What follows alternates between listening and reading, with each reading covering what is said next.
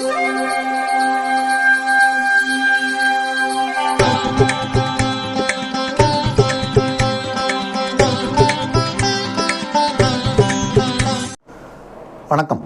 வசந்த காலம் YouTube channel வாயிலாக ஜோதிடர் சண்முக பிரியன், சென்னை அடையாறிலிருந்து.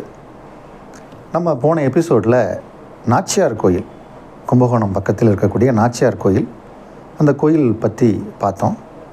இப்போ அந்த கோயிலை பற்றி பேசினா அங்கே இருக்கக்கூடிய கருடவனை பேசாமல் இருக்க முடியாது. அந்த கருடன் ரொம்ப சிறப்பு.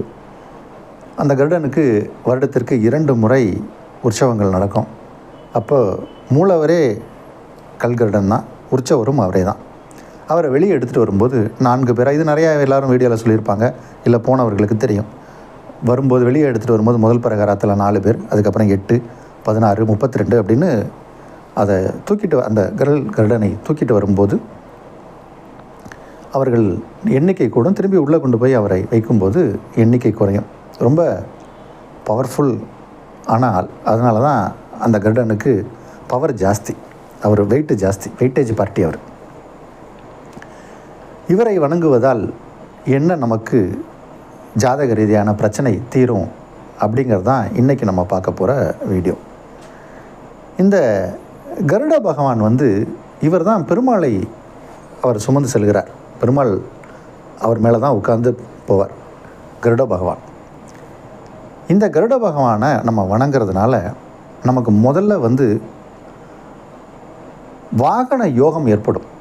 வாகனங்கள் வாங்கக்கூடிய யோகம் ஏற்படும். இன்றைக்கி முன்னாடியெல்லாம் ஒரு சில விஷயங்கள் வீட்டில் இருந்தால் அது ஒரு ஆடம்பர பொருள்.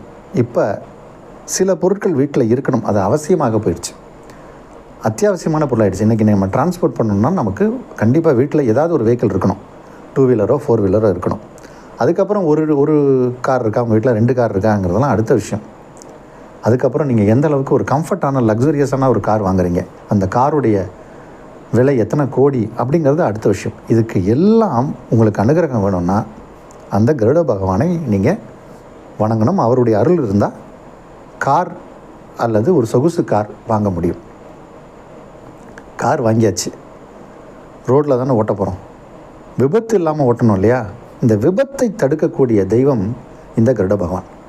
ஒவ்வொரு நாளும் நீங்கள் காரில் ஏறி உட்காரும்போது மனதார அந்த கருட பகவானை மனதில் நினைத்து கார் ஸ்டீரிங்கை பிடிச்சி நீங்கள் வண்டியை ஸ்டார்ட் பண்ணுங்கள். ஒரு நாளும் உங்களுக்கு விபத்தே ஏற்படாது. அதே மாதிரி நீங்கள் ஃப்ளைட்டில் ட்ராவல் பண்ண போகிறீங்க, ட்ரெயினில் ட்ராவல் பண்ண போகிறீங்க, உங்கள் கூட பல பேர் ட்ராவல் பண்ண போகிறாங்க. ஆனால் நீங்கள் கிளம்புறதுக்கு முன்னாடி அந்த கருட பகவானை தியானித்து நீங்கள் வண்டியில் ஏறுங்க, உங்களுக்கு விபத்து வராது. இது ஒரு விஷயம். அடுத்து, ஜாதகத்தில் சர்ப்பதோஷம், அதாவது சர்ப்பதோஷம்னா ராகு கேது தோஷம். இந்த ராகு கேதுக்கள் இப்படி ஒரு நேர்கோட்டில் இருப்பாங்க. கிரகங்கள் இந்த பக்கமும் அந்த பக்கமும் இருக்கும். இதில் ஒரே ஒரு பக்கம் சில கிரகங்கள் அடைஞ்சிடும். இதை கால சர்ப்ப தோஷம் அப்படிம்பாங்க, கால சர்ப்ப யோகம்னு சொல்லுவாங்க. யோகம் என்ன, தோஷம்ன்றது அடுத்து நான் சொல்கிறேன். அது யோகமாக இருந்தாலும் தோஷமாக இருந்தாலும் இந்த ராகு கேது பிடிக்குள்ளே மாட்டுனா சில பிரச்சனைகளை அனுபவிப்பாங்க. சில பேருக்கு அந்த யோகம் ரொம்ப ஒரு 50 வயசுக்கு அப்புறம் வரும். அப்போ இளம் வயசில் கஷ்டப்பட்டுட்டு இருப்போமே, அப்போ என்ன பண்ணுறது?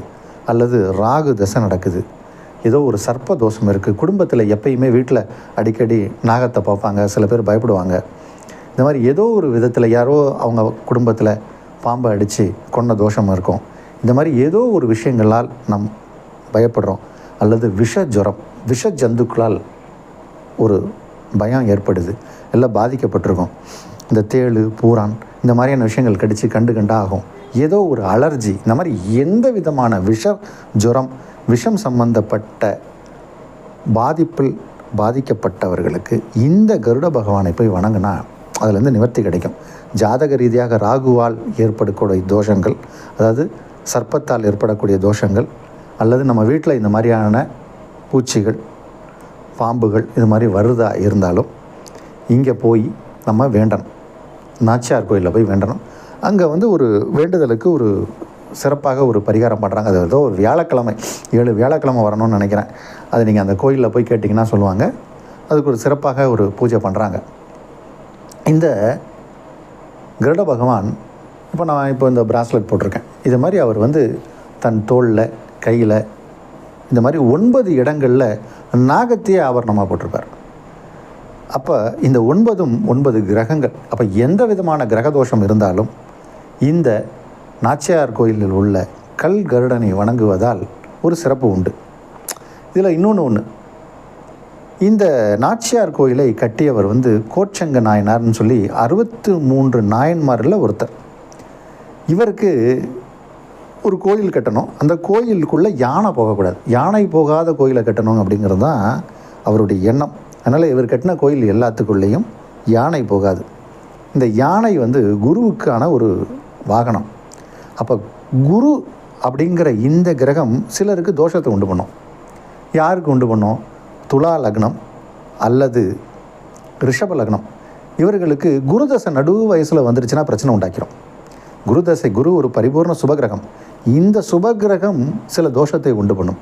அப்போ அந்த மாதிரி குரு தசையால் பாதிக்கப்பட்டவர்களும் இந்த கோயிலுக்குள் போய் அங்கே இருக்கக்கூடிய பெருமாள் தாயாரை சேவிச்சுட்டு அந்த கருட பகவானை வணங்குவதால் அந்த பாதிப்பில் இருந்தும் அவங்க ஒரு நிம்மதி பெருமூச்சு அடையலாம்.